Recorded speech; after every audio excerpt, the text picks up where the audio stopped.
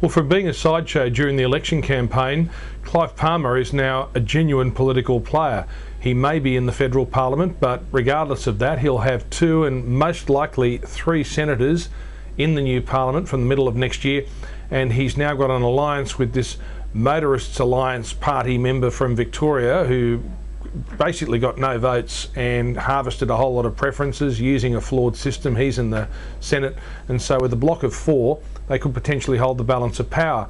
Now in Clive Palmer's case, he ran a party in a high profile campaign and harvested a lot of votes, and the reason though he'll hold the balance of power is because we have a flawed system in Australia, the system of voting for the Senate, where we've got family first on a handful of votes from South Australia.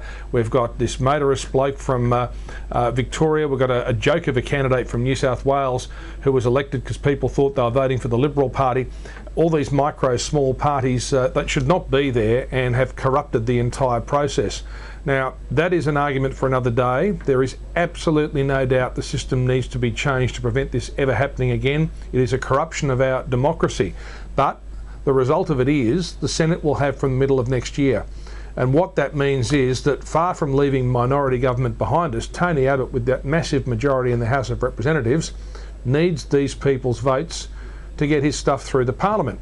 And already Clive Palmer's talking about whether he would, for instance, withhold his vote on things like abolishing the carbon tax if he doesn't get enough staff for his new party. They've got all sorts of other things that they want.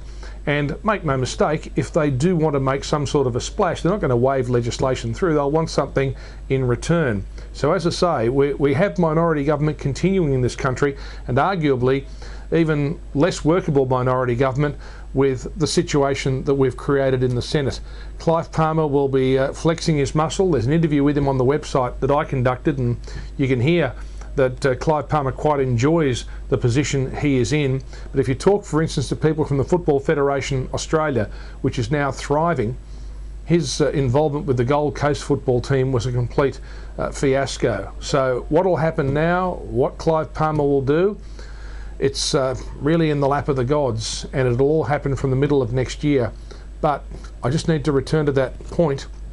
We've got a flawed system that needs to be changed, but we do have minority government in Australia because the party that got a massive thumping majority at the last election, Tony Abbott, with that very big majority on the floor of the House of Representatives, he's going to have to be negotiating with minor parties to get his legislation through.